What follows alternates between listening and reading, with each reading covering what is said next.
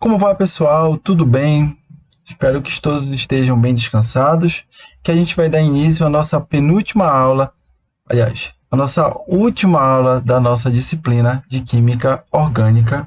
Chegamos então, à aula de número 10, intitulada Reações de Eliminação. Já vimos então as reações de substituição, as reações de adição, e aí a gente chega então a esse último tipo, que é a reação de eliminação. Bom, e a gente precisa entender alguns aspectos relacionados a esse tipo de reação. Primeiro, vamos entender como é que a reação de eliminação ocorre quando eu tenho a eliminação de átomos ou grupos vizinhos, ou seja, os átomos ou grupos eliminados vão estar lado a lado, quando ocorrem ligações múltiplas, e também quando ocorre a eliminação de átomos ou grupos que estão afastados. E aí a gente finaliza a nossa aula falando sobre os tipos de mecanismos que podem nos ajudar a compreender o processo de uma reação de eliminação. Vamos começar. Então, olha só, o nosso objetivo é ler e interpretar informações para compreender as modificações estruturais dos compostos orgânicos nas reações de eliminação. E para que a gente entenda essa reação, a gente precisa partir do princípio de que elas representam o caminho inverso ao caminho das reações de adição. Que enquanto a reação de adição ela promove a soma de pelo menos dois compostos para a produção de um único composto, a reação de eliminação segue o caminho inverso. Ela parte de um único composto, geralmente um composto grande, e produz dois ou mais produtos. E é importante a gente ressaltar que geralmente um desses produtos ele é um produto pequeno, ele tem aí uma composição de poucos átomos. Vale também a gente destacar que esse caminho inverso que a reação de eliminação segue, geralmente é um caminho que é um pouco mais complexo do que a compreensão do que vem a ser a reação de adição, tá certo? Então, por isso, a gente precisa estudar inicialmente essa reação e depois adentrar especificamente nos principais tipos e naquilo que a gente de fato quer compreender de alguma reação de eliminação em específico. Bom, para que a gente entenda de onde vem essa complexidade, a gente compreende o seguinte: olha só, quando um eletrófilo, que também pode ser análogo a uma base de Lewis, reage com um haleto de alquila, eu posso ter a ocorrência de dois tipos de reação. Nesse primeiro caso aqui, se a gente for olhar, o que está acontecendo? Este haleto de alquila está reagindo com a hidroxila e formando esse produto. Vejam que ocorreu uma substituição com o bromo e a hidroxila. É porque aqui eu só estou mostrando o íon que está substituindo, é uma reação simplificada. Mas a gente consegue ver que o brometo saiu para a hidroxila entrar. Então eu tenho uma reação de substituição. Aqui na parte inferior, observem que a hidroxila ela não entrou no meu produto. O meu produto está aqui. Na realidade, a hidroxila está aqui. Ela produziu esse composto aqui, que é a água. Então, além da hidroxila não ter entrado, este bromo saiu, e formou esse alceno. Então, dessa forma, a gente pode compreender que um mesmo composto, que no caso é o haleto de alquila, ele pode sofrer dois tipos de reação, ou uma reação de substituição ou uma reação de eliminação. E aí a gente precisaria entender quais são as condições que vão me garantir, caso eu esteja trabalhando com haleto de alquila, para que ele siga o caminho que eu quero.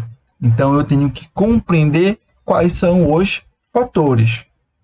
Então eu tenho uma reação de substituição em cima e embaixo uma reação de eliminação. Então as reações de eliminação, como já dito, elas são mais complexas que as reações de substituição. E estas são as razões. O primeiro é um problema na regioquímica, ou seja, a região na qual aquele determinado nucleófilo ele vai atacar a minha molécula-alvo. E o outro é porque eu tenho diferentes mecanismos, como a gente acabou de ver, pelos quais uma determinada molécula pode sofrer a sua reação orgânica e gerar os produtos. Então, essas razões sempre originam uma mistura de alcenos, e o melhor que podemos fazer, nesses casos é prever qual seria o produto majoritário, ou seja, qual produto ou qual reação é aquela que tem melhor condição de que ocorra, e com isso gerando um produto que vai ser majoritário. Então chegamos à definição do que é uma reação de eliminação. São reações, nas quais alguns átomos ou grupos de átomos, então vejam que eu posso ter a eliminação de um átomo específico ou de um grupo de átomos. E eles vão ser eliminados da molécula orgânica. Exemplo, eu tenho aqui essa reação, é um haleto de alquila, vejam dois átomos de cloro que inclusive estão destacados, reagindo com um átomo de zinco e produzindo um composto orgânico, aqui um alceno mais cloreto de zinco. Então, de uma forma geral, a gente percebe que esses dois átomos de cloro aqui, eles foram eliminados. No momento, eu só estou mostrando para vocês a reação global, ou seja, o início e o fim. O mecanismo de como é que essas eliminações ocorrem, a gente ainda não está vendo. Então, esses átomos, como falei, são eliminados e são arrancados da molécula orgânica. Então, vamos ver como é que ocorre a eliminação de átomos ou grupos vizinhos. Então, essas reações elas compreendem o tipo mais comum, e consistem na saída de dois átomos ou grupos que são vizinhos. E essa saída vai produzir sempre uma ligação dupla, que é o que a gente vai ver aqui. No primeiro caso, a eliminação de hidrogênio. Então, nesse processo aqui de eliminação do hidrogênio, ou desidrogenação, observem que uma molécula de um alcano está reagindo sobre quais condições? Calor e com a utilização de um catalisador. Eles não são reagentes, eles são as condições da reação. A reação está sendo aquecida e foi utilizado um catalisador, que, como a gente já sabe, vai entrar aí no meio reacional, vai ajudar o alcano a sofrer a eliminação e depois ele é reconstituído. Vejam o produto, um alceno, composto com uma ligação dupla, e o gás hidrogênio, justamente os dois átomos de hidrogênio que foram eliminados. Eliminação de halogênios ou dehalogenação. Então, observem aqui o que está acontecendo. Dois átomos de bromo, que estão destacados aqui na molécula desse dialeto, reagindo com zinco em meio alcoólico. Meu produto, um alceno mais brometo de zinco. Percebam, esses dois átomos de bromo foram eliminados e se juntaram aqui ao zinco para formar o brometo de zinco, que junto com este alceno são os dois produtos desta reação de eliminação. Então, esse zinco aqui, ele nada mais é do que, né, um meio para que essa reação de eliminação ocorra, porque sozinho o composto não vai simplesmente sofrer eliminação, ele vai precisar de condições para isso. Tá? Então, o zinco, nesse caso, que é um metal, ele é eletropositivo e ele tem um papel apenas de facilitar a eliminação dos halogênios, que são eletronegativos. Bom, tenho também a eliminação de halogenidretos. Essa eliminação é quando ocorre a liberação de um hidrogênio e de um haleto, né, que aí formam ou HCl, ou HBr, ou HI. A eliminação não é dessa partícula como um todo. Na realidade, a gente vai ver, deixa eu colocar aqui para vocês, que a molécula ela vai eliminar o hidrogênio de um átomo e vai liberar também, eliminar o bromo de outro. Ou seria o cloro, ou o iodo, tá? E aí estes dois que são eliminados, juntos formam esse halogenidreto, tá? O meio reacional ele é fortemente básico, tá? Também existe o meio alcoólico e vejam que o produto sempre possui uma ligação dupla. É uma característica, né, muito forte da ocorrência de uma reação de eliminação.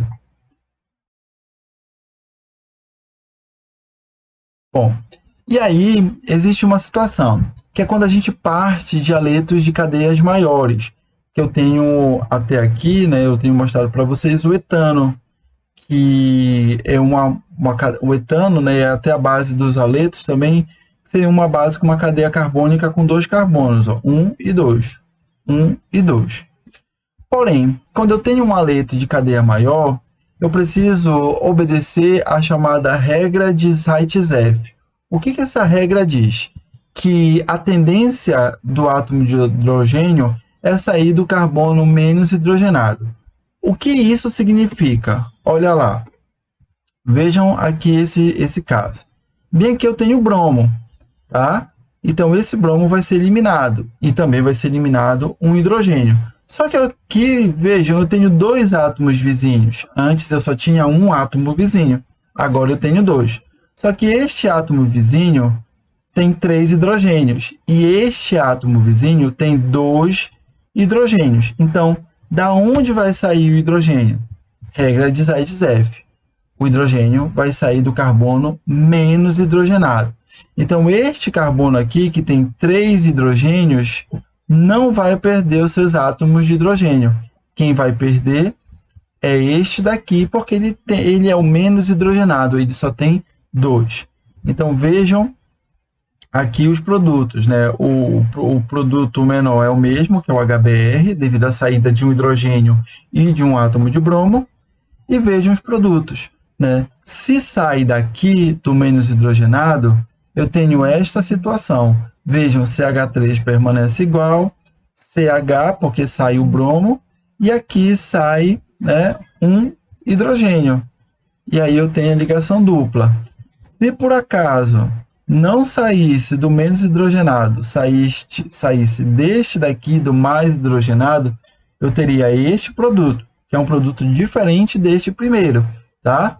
Porém, vale destacar que este produto aqui, que foi produzido obedecendo à regra de Zaitsev, com a retirada do hidrogênio do átomo de carbono vizinho menos hidrogenado, é a reação predominante. Então, este daqui é o produto majoritário. Tá? Essa reação aqui inferior, ela vai ocorrer? Vai ocorrer, só que numa extensão muito pequena, e o produto que não é favorável também vai ser uma concentração bem pequena. Então, a regra de Zaitsev, né, que fala que na reação de eliminação de HX, a partir de um haleto de alquila, o produto predominante é o alceno mais substituído. Ele é o mais estável. Tá? É o que a gente acabou de ver, só que sendo falado de uma outra maneira. Olhem lá. O alceno, com maior número de substituintes alquilas, nos carbonos da ligação dupla. Ou seja, né, aqui eu tenho um alceno fortemente substituído do que no segundo caso. Então, por isso que ele não é o produto majoritário. Este produto aqui predominante, ele é o majoritário porque ele é o mais estável. Então, independente do tamanho dessa molécula, se ela tivesse 20 átomos de carbono e você estivesse fazendo uma desidrohalogenação, você iria retirar o halogeneto e o átomo de hidrogênio do carbono menos hidrogenado. Dando continuidade, né, a gente precisa entender, então, como é que vai ocorrer essa competição entre a ocorrência de uma reação de substituição ou uma reação de eliminação para o caso dos aletos de alquila. Então, nesse caso, né, quando eu tenho um aleto de alquila, como esse exemplo aqui embaixo, né, eu coloquei aqui o X, mas vale lembrar que aqui pode ser cloro, bromo, iodo ou flu, eu tenho duas situações. Eu posso ter uma reação de eliminação ocorrendo, né, quando eu tenho aí o meio fortemente básico e meio alcoólico. Porém, eu posso ter uma reação de substituição ocorrendo se eu tenho o meio fortemente básico, aquoso, diluído, né, ou uma base forte como hidróxido de prata. Porque para que a eliminação ocorra, a gente vai observar, para que a eliminação ou a substituição ocorra, a gente vai ter a dependência no solvente. É o tipo de solvente utilizado que vai me dizer se eu vou ter uma reação de eliminação ou uma reação de substituição nos aletos de alquila. E aí eu teria um produto, se ocorresse eliminação, saída dessas duas espécies, né? Formação aqui do meu alceno e do meu ácido, né? Ácido clorídrico, ácido bromídrico, ácido iodídrico, né? Ou eu teria uma substituição, né? Então vejam aí a entrada do hidróxido e a saída do meu halogeneto, tá? Então essa dúvida, vamos colocar assim, ou competição entre substituição e eliminação, quem resolve é o tipo de solvente que você vai utilizar para a reação no aleto de alquila. Tá? Um outro ponto também que nos ajuda nesse processo de resolução, nessa competição, é uma preferência específica. Então, olhem lá, quando eu caminho, né, de uma reação com um aleto primário, de um aleto secundário para um aleto terciário, eu observo que os aletos terciários eles vão ser mais propensos a produzir, a sofrer uma reação de eliminação do que os aletos primários. Isso não significa que um aleto primário não sofra uma reação de eliminação. Eu estou falando aqui de probabilidade, de disponibilidade. Então, os aletos terciários, eles são mais propensos a sofrer uma reação de eliminação. Já os aletos primários, eles são mais propensos a sofrer uma reação de substituição. Isso está muito associado ao que nós vimos lá na regra de Zaitsev, que quanto mais substituído, né, os compostos ali daquela reação, mais estável é o composto, tá? Então, observem que, de uma forma resumida, não é simplesmente a gente misturar dois reagentes. Eu preciso observar o meu meio reacional, porque fatores como substrato, temperatura, o tamanho da base, né, ou no caso do nucleófilo, que vai atacar aquele composto, e aí itens também como basicidade, polarizabilidade, eles vão influenciar na preferência de uma molécula em sofrer um tipo de reação ou outra, quando a molécula poder sofrer, né, dois ou mais tipos de reações. Isso porque existem moléculas que vão ser propensas a sofrer um único tipo de reação. Dando continuidade, né, aos tipos de reação de eliminação, mostro para vocês como é que ocorre a eliminação de água ou a desidratação, né? Então, observem aqui o meio fortemente aquecido com a utilização de um ácido forte e a liberação de um átomo de hidrogênio e de uma hidroxila, formando um alceno e a molécula de água. Por isso que essa reação é chamada também de desidratação. Quando eu tenho um álcool de uma cadeia maior, né, eu também tenho a aplicação da regra de Sites-F. Né? Se eu vou fazer a retirada de uma hidroxila e um dos átomos de hidrogênio, o que é que diz a regra de Sites-F? Eu vou tirar o hidrogênio do carbono menos substituídos. Então, vai sair este hidrogênio aqui e não esse segundo circulado, porque ele está em um carbono mais hidrogenizado. Então, aqui, este produto, ele é o produto predominante porque ele foi produzido obedecendo a regra de Sites-F. Vale destacar que o segundo, ele pode também ser formado, só que ele vai ser formado numa quantidade muito menor, porque não é uma reação, né, que aquele composto ele tem predisposição a ocorrer. Bom, na desidratação dos álcools, a gente também precisa notar uma outra possibilidade, que é o processo de desidratação inter e intramolecular. Olha lá. Nesse primeiro caso aqui, observem que a água, né, que está sendo retirada desse álcool, ela está saindo de um único composto, que é o do átomo de hidrogênio, desse carbono, e da hidroxila deste carbono. Então, eu tenho uma desidratação.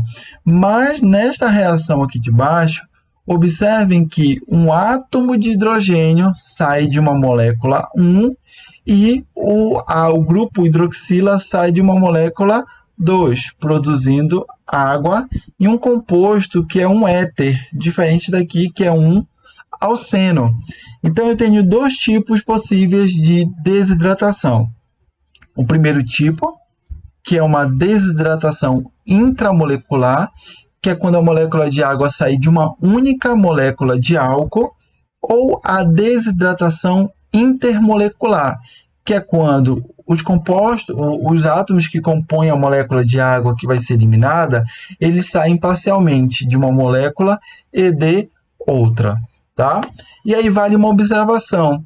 A desidratação intermolecular, ela é comum para os álcools primários, né? Então, quando eu tenho aqui um álcool primário, ou seja, uma hidroxila ligada a um carbono primário, né, que nós aprendemos a classificar lá nas nossas primeiras aulas, né, eu tenho aí uma preferência por uma desidratação intermolecular, bem aqui embaixo, tá? Ou seja, uma molécula fornece uma parte, geralmente hidrogênio, e a outra molécula de um álcool primário libera a hidroxila. Já os álcools secundários e terciários, eles geralmente vão sofrer uma desidratação intramolecular. Posso também ter a desidratação de ácidos carboxílicos, né? E nesse caso aqui, eu vou ter a formação de um anidrido do ácido. Então, observem aqui a reação. Então, esses dois ácidos carboxílicos, né, são duas moléculas, né, agindo sobre aquecimento, tá? Esse sinal deste triângulo, ele representa calor, e um catalisador, que é o pentóxido de fósforo, e aí eu tenho a produção de um anidrido de ácido. Aqui o que ocorre na realidade é que um ácido carboxílico libera uma hidroxila e o outro libera o hidrogênio. As partes que sobram, elas se conectam, né? Então esse oxigênio aqui ele vai se conectar a outra molécula, né, que perdeu aí a hidroxila.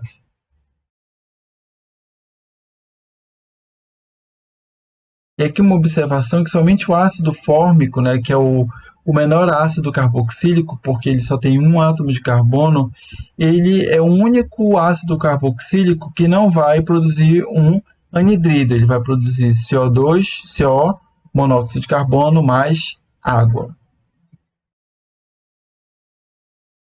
Quando eu tenho diácidos, que são ácidos carboxílicos, ou uma molécula de ácido carboxílico que ela tem dois grupos, né, carboxila, ela vai produzir um anidrido, só que cíclico, né? Então vejam aqui nesse caso, eu tenho a perda do hidrogênio, da hidroxila e do hidrogênio. Então ocorre aqui o fechamento da cadeia. Esse caso é o ácido succínico, tá? É um ácido carboxílico diácido. Mesmas condições, calor e o catalisador continuam o mesmo, e aqui a produção do anidrido cíclico. E aqui a eliminação de água, já que a gente está falando de desidratação, tá? E aí também a gente tem uma observação. Os anidridos cíclicos mais estáveis são aqueles com 5 e 6 átomos de carbono, como nós vimos lá na nossa aula de número 5, quando falamos sobre a teoria, né, da tensão do anel segundo Bayer, que aí eu coloco também para vocês, quem tiver com dúvida, quem quiser relembrar, só voltar lá. Posso também ter a desidratação de sais de amônio, tá? Nesse caso aqui, essa desidratação ela pode até ocorrer de forma contínua, que é o que mostra aqui o exemplo. Vejam, né? Então aqui eu tenho sal de amônio de ácido carboxílico de origem, condições desse processo, calor e catalisador, ocorrendo uma primeira desidratação, e se eu permaneço com a condição, ocorre uma segunda desidratação. Então, a partir de um sal de amônio, eu posso produzir uma amida e também posso produzir uma nitrila, caso eu faça uma segunda desidratação. Tá? Então, eu tenho aí um processo de desidratação crescente e o caminho inverso seria um processo de hidratação crescente, ou seja, adição de molécula de água ao composto. Né? Como a gente só está vendo aqui o processo de eliminação, só interessa para a gente o caminho da desidratação crescente. Tenho também os casos de ocorrências de eliminações múltiplas, né? Que se assemelha muito ao que nós acabamos de ver para os sais de amônio. Tá? Então, se a reação de eliminação ocorrer 2 vezes ou até mais na mesma molécula, a gente pode ter aí a formação de uma ligação tripla ou até mesmo de 2 ligações duplas separadas, né, ali isoladas ou condensadas na molécula. E aqui eu tenho um exemplo, vejam aqui esse dialeto. Então, aqui eu mostro novamente a reação global, onde ocorreu a saída de um átomo de hidrogênio e de bromo, formando a primeira ligação π, e depois a saída aqui também de outro hidrogênio e de outro bromo, formando a segunda ligação π. Com isso, eu tenho o estabelecimento de uma ligação tripla. Então, essa é a principal consequência de ter uma ligação, de uma eliminação múltipla, né, dentro de uma mesma molécula.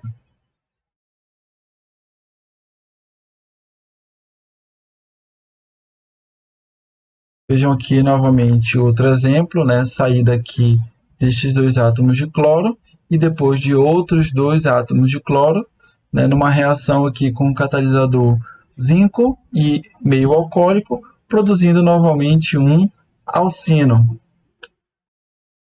Aqui, vejam, eu tenho a retirada de uma molécula de uma hidroxila e de um hidrogênio, formando uma ligação múltipla, que aparece bem aqui, uma ligação dupla nesse caso, e aqui eu também tenho a saída desses 2, formando uma segunda ligação múltipla, e aqui está aqui ela ocorrendo. O que é principal para que vocês compreendam nesse momento final da nossa disciplina é que vocês consigam olhar para uma reação global como essa e que vocês consigam compreender o tipo de reação que está ocorrendo. É uma substituição, é uma eliminação, é a reação de adição, né? E provavelmente qual seria o tipo de mecanismo que iria ocorrer, né? Descrever o mecanismo, nós precisaríamos de mais tempo, de muito mais estudos para que a gente pudesse, né, de fato,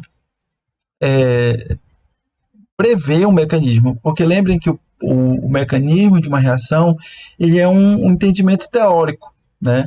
Que, lógico, ele é fundamentado cientificamente para explicar a ocorrência de uma reação química orgânica.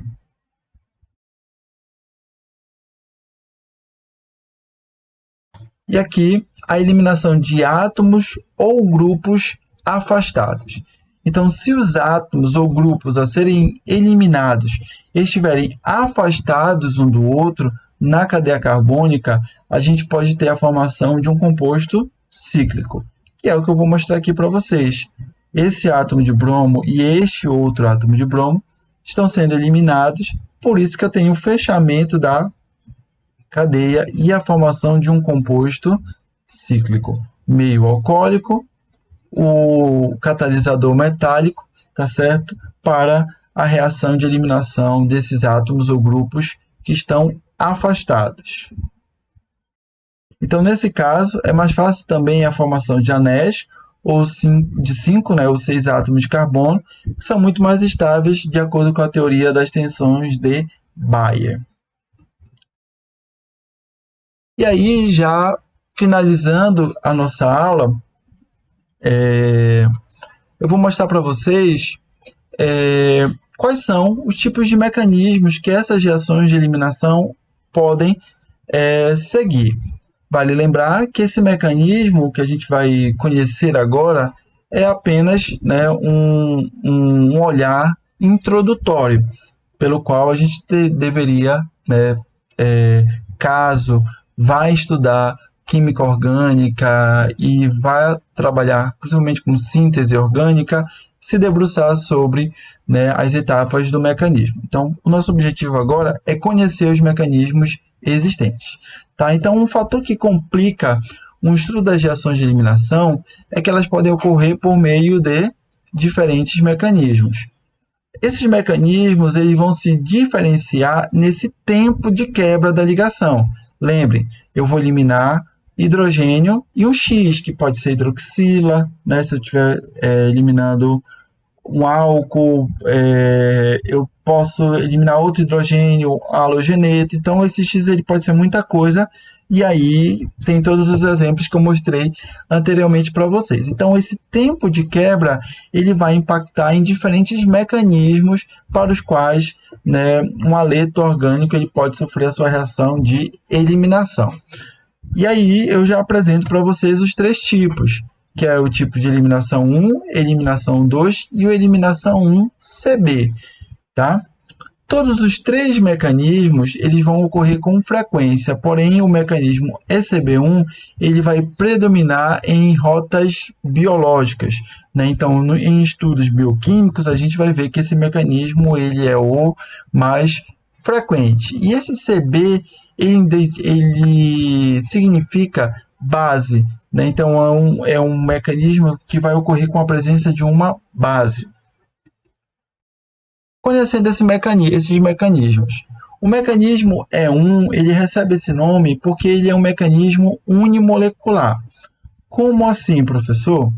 Ele é um mecanismo onde o tempo de quebra das ligações de interesse elas ocorrem de forma separada.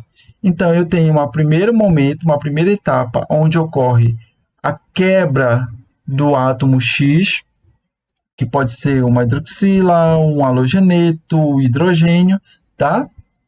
Então, eu tenho essa saída. Com a saída desse átomo X, tá? Que sai negativo, porque está levando os 2 elétrons, aqui eu quero até corrigir que é uma seta dupla. Uma seta de cabeça inteira, tá? Às vezes o tamanho da seta acaba comendo partes. Então, olha lá. Saída do átomo X e a formação de um carbocátio. Então, esse daqui é o carbocátio, tá? Ele é o carbocátio. Aqui é o X indo embora no estado intermediário.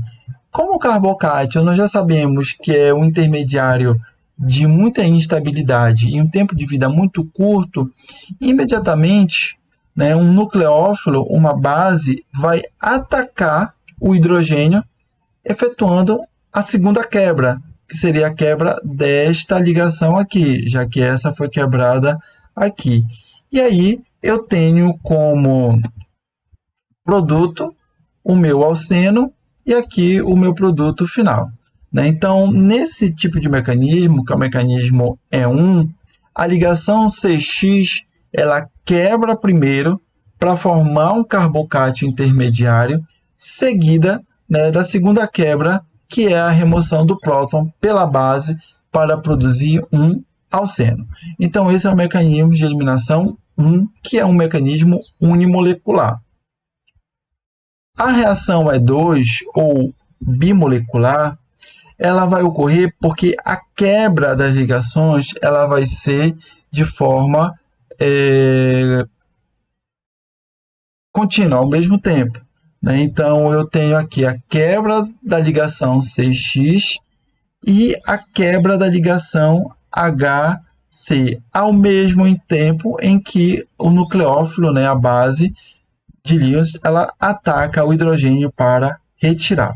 Essa ligação aqui, ela vai se quebrar, eu vou até voltar aqui para vocês, ela vai se quebrar de forma espontânea, porque essa ligação ela geralmente é polarizada, tá? Então, eu posso ter uma quebra até certo ponto espontânea. Já para a saída do hidrogênio, eu preciso desse ataque nucleófilo, que vai retirar o hidrogênio. Né? E no caso de um tratamento térmico com uma base forte, né, eu tenho a produção do alceno e dos meus subprodutos. Né? Então, essa daqui é a palavra que eu estava procurando agora, simultâneo. Então, as ligações CH e CX, no mecanismo de reação E2 ou bimolecular, essas ligações elas vão quebrar de forma simultânea, formando o alceno, né, que é o produto de interesse, esse daqui é o produto de interesse, formando em uma etapa, em uma única etapa, sem intermediários. E por fim, pessoal, eu tenho o mecanismo de reação E1CB. Nesse mecanismo, eu tenho inicialmente a quebra da ligação CH. Lá no mecanismo E1, a primeira quebra foi essa bem aqui, dessa ligação CX. Mas nesse mecanismo CB, E1CB, ocorre inicialmente o ataque do nucleófilo da base de Lewis, retirando o hidrogênio. Com essa retirada, né, com essa quebra de ligação, é formado um carbânio.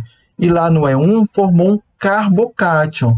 Né? E com a formação desse carbânio, ocorre aqui uma ressonância. Né? Então, esses elétrons eles formam uma ligação π e o átomo de X ele é eliminado pela quebra dessa ligação. E aí eu tenho a formação, né, do mesmo produto, principalmente produto de interesse, que é o alceno. Essa reação ela não é espontânea, como lá na reação E1. Isso porque aqui eu não tenho uma ligação polarizada, então é a base que ataca o nucleófilo, que ataca aqui o hidrogênio e faz a sua retirada, tá ok? Então a ligação CH se quebra primeiro, formando um carbânio intermediário que perde o X- para formar então um alceno. Tá? E aqui o CB, como eu já falei, significa a base. Tá certo, pessoal?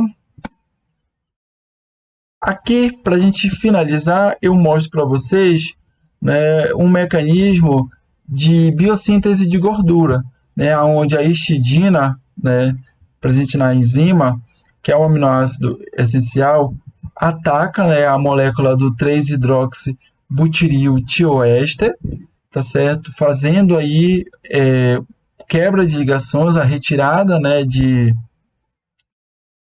moléculas, né, para a produção aí de compostos insaturados. Tá? As setas indicam, em verde, indicam o movimento de elétrons, como vocês podem ver, né? Aqui a histidina retirando esse hidrogênio, capturando, né? Aqui a saída, né? Para a formação de uma ligação π. Vejam aqui a ressonância, obrigado, lembrei. E por fim aqui o ataque da hidroxila para a retirada desse hidrogênio e o restabelecimento, né, de uma carga formal favorável ao nitrogênio. E aí eu tenho como produto a água, que foi que é um produto dessa desidratação, e a formação do tioéster crotonil. Ok, pessoal? Dessa forma a gente consegue observar como essas reações elas não ocorrem apenas em laboratório, mas ocorrem também em organismos vivos. E a bioquímica é um campo, né, aí fértil para o estudo das reações orgânicas que nós estamos aprendendo e que vocês vão muito utilizar aí ao longo da vida profissional de vocês.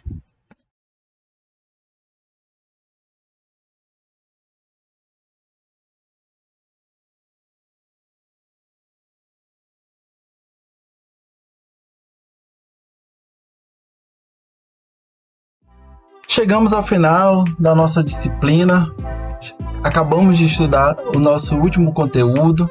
Espero que vocês tenham aprendido, tenham gostado das videoaulas e esse material ele vai ficar disponível para vocês sempre que vocês tiverem dúvida, quiserem relembrar algum ponto, vocês podem voltar a ele, deixar os seus comentários e aí a gente junto vai dialogando, vai resolvendo as dúvidas, né, e garantindo o aprendizado.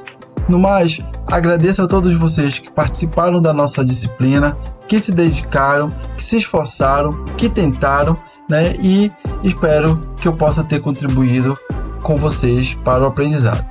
No mais, pessoal, um grande abraço e a gente se encontra em breve.